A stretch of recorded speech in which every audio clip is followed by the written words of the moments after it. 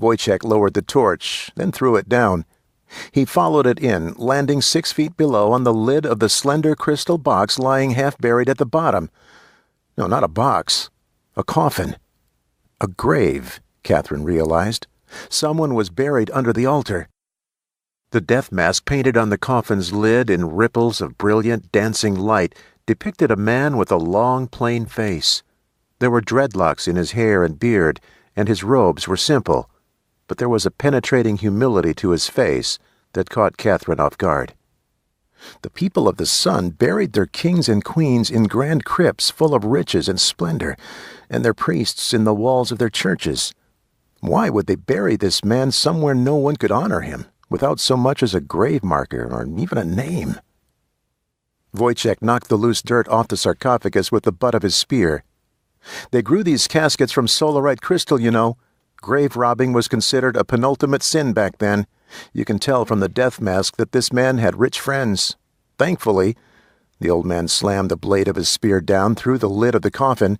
Wyvern wood was invented to beat solarite, so open sesame.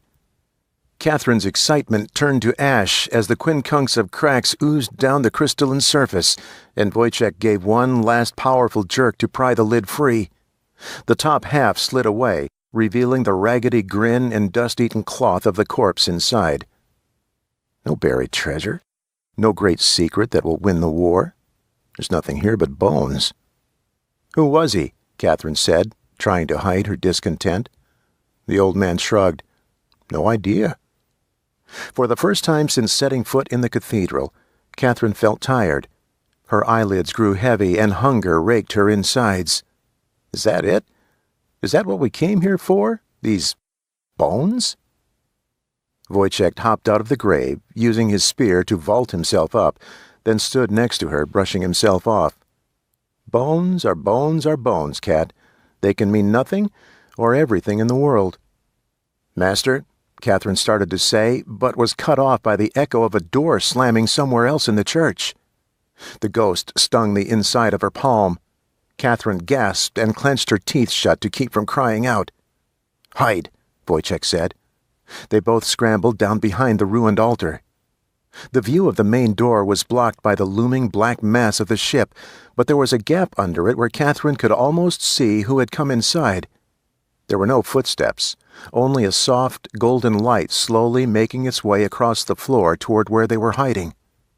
Shells, maybe, or the Amber Guard, she tried to convince herself. But there were no sirens, no floodlights, no screaming spears of blue flame to root them out. There was only one creature in the service of the crippled king who hunted his vermin alone. A dizzying chill spread through her as she heard the clink, clink, clink of a heavy chain echo from the other side of the ship. A flood of terrified memories came rushing back to her all at once, some from the earliest moments of her childhood. Memories of her mother, of losing sleep over stories of the man with the lamp and the iron chain, a monster who couldn't be hit or killed, whose only joy in life was to take little vermin like her to the Amber City so they could be turned into dolls. The old man rapped her on the shoulder, mouthing the words, "Go, Cat, you need to run. Use the ship, not the door." He pointed to the vast black vessel on display in the center of the cathedral, so tall its masts nearly scraped the inside of the dome.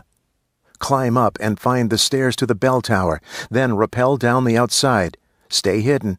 He cannot know you're here. You must tell them what you found, and whatever happens, do not gaze into his lamp.